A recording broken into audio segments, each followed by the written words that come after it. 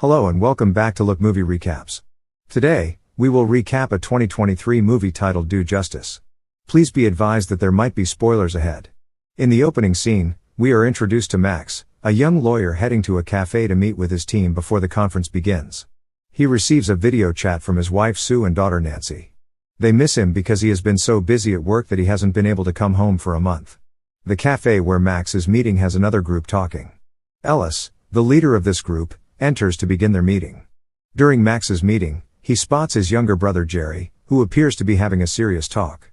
When Max greets Jerry, his younger brother attempts to ignore him as if he does not wish to acknowledge their relationship. Jerry requests that Max not disturb him any longer, which perplexes Max, especially given their proximity. Later, Jerry lies to his group, claiming that he doesn't know Max well, only mentioning that Max gave him his business card a while ago. Roxy, a member of Ellis's group, approaches Max and asks for his business card, claiming she may require legal assistance in the future. Max was engrossed with his work that night and was unable to return home. He had to stay at the office to complete his job. Sue, Max's wife, realized that he had been working hard lately. Sue heard the doorbell ring while Max was still in the office working hard to fulfill his deadlines. Jerry, Max's younger brother, was there. Sue and her daughter Nancy were overjoyed to see Jerry, but their joy was short-lived when they saw how badly wounded he was. Suddenly, a stranger emerged and fatally shot Jerry in front of Max's wife and daughter. The following morning, Max was in the middle of a client meeting when Detective Santiago and his crew arrived with the sad news of Jerry's death, Sue's murder, and Nancy's disappearance. Max, overcome with grief and terror, interrupted his meeting and followed Santiago to the police station to find out more about his family. Police officers at the station questioned Max. He wore a sad and bitter expression as a result of his family's loss. The authorities have not yet identified the perpetrators of the heinous crimes. Santiago, empathizing with Max's position, met with the junior lawyer and promised to assist him in locating those responsible for the deaths and Nancy's abduction. A female detective named Fargus led Max back to his flat. On another occasion, Max entered his apartment to find mayhem and bloodstains. He couldn't help but cry when he saw the picture Nancy had sketched. Suddenly, Dio, one of the killers, attempted to hush Max and commanded that he be silent. Max eventually managed to free himself from Dio's clutches. Surprisingly, Dio had no intentions of harming Max. Rather than harming Max, Dio revealed that Jerry, Max's younger brother, was an aspiring police officer who met his demise after entering a criminal group. Dio also gave Max a key to Jerry's secret warehouse where he might learn more about Ellis, the mastermind who murdered his family. Max ran out of the apartment through the back door, going to Jerry's underground warehouse as soon as he heard this stunning truth.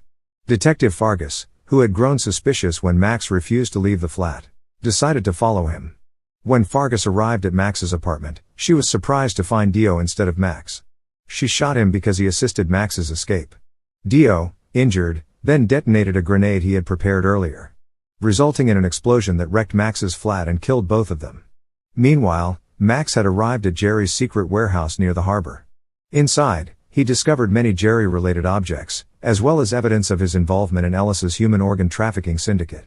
Max was astonished to learn about Jerry's illicit actions, notably how he took money from organ sales and stashed it in the warehouse.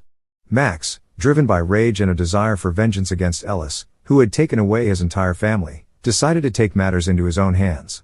He created 6 throwing knives that he intended to use in his revenge quest, which began that night. On the other hand, Ellis and his gang conducted a covert meeting in which he directed his guys to disperse and kidnap more youngsters for organ harvesting. Despite having stolen Max's daughter, they still needed more organs to sell. Ellis, enraged at Jerry's concealed money, killed a man.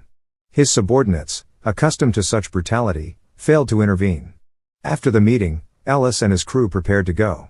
However, when they arrived in the parking lot, Mike, one of Ellis's henchmen, noticed a flat tire on his motorcycle, which Max had covertly damaged. Ellis offered to drive Mike home and directed another henchman, Tommy, to take Mike's motorcycle to a repair shop. Tommy obeyed orders but stopped to urinate in the middle of the road, where Max, driving a car, ambushed him with a throwing knife he had prepared beforehand. Max also assaulted and killed another henchman with a machete on a different day. Ellis felt increasingly frustrated since Jerry had hidden the money and there were no leads to find it. Shortly later, several of Ellis's henchmen brought in a man named Rye, who had come willingly to meet Ellis, enticed by the prospect of rapid money. Rye, overflowing with confidence about becoming affluent, acted arrogantly, even placing his feet up on the table, which irritated Ellis. Ellis took a cleaning cloth and a piece of plastic bag and placed them out in front of Rye. Meanwhile, a man in a yellow shirt carried a sharp weapon from a box, which Roxy used to kill Rye. After Rye died, his body was placed on the plastic bag, and Ellis's thugs quickly prepared to collect his organs. One day later, one of Ellis's goons, Juan, drove a car behind Max. Juan became frustrated as Max drove slowly in front of him. After numerous impatient horn honks, Max came to a halt on a quiet street. Max, irritated, maneuvered his car alongside Juan's. With a throwing knife, he attacked Juan through the open car window. Max had little regard for the pedestrians who observed his activities and mercilessly hit Juan, ensuring his target's death. He also took Juan's cell phone. The next day, Max returned to Jerry's warehouse to store Juan's car and locate Ellis using Juan's phone. Max set up a trap in the warehouse for Ellis's goons who would come to get Juan. Then he went alone to Ellis's headquarters, holding a gun at him and demanding information on Nancy's whereabouts. Ellis refused to comply, so Junior, one of Ellis's goons, assaulted Max from behind, knocking him out. Junior, the guard, had bound Max when he awoke and was torturing him by piercing his finger with a wire. Junior claimed that he had a relationship with Sue before killing her. Max endured the anguish and anger while unable to move his chained body.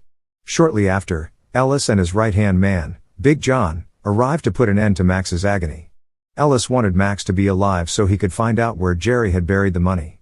After acquiring the necessary information, Ellis quickly led Big John and Roxy to Jerry's warehouse. Meanwhile, Junior was given orders to guard the headquarters, ensuring that Max could not leave. Later, when Junior was smoking, Santiago, who had been hiding nearby, appeared and held a gun at his head. He then led him inside the room where Max was held captive.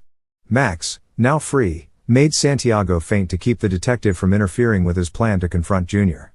Big John and Roxy were already at Jerry's warehouse looking for the concealed money.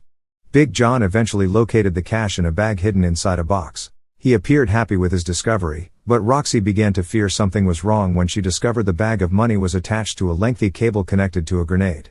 She tried to alert her companion, but before she could speak, Big John grabbed the sack, causing an explosion in the warehouse.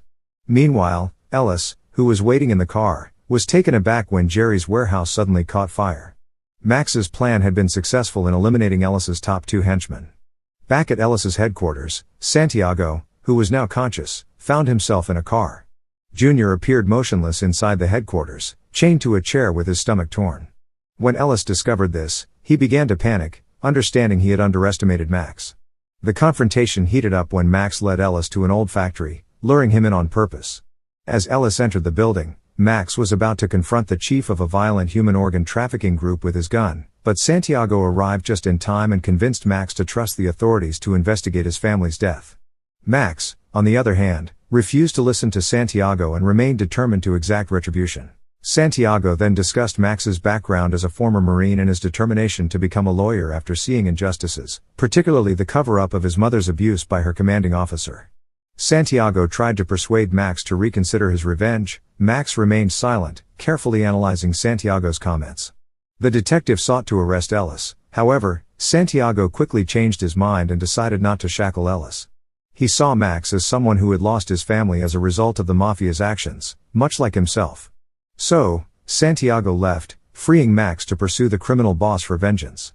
Max assaulted Ellis without hesitation, claiming that Nancy was slain after her organs were taken and sold to various countries. Despite Ellis's resistance, Max eventually defeated him.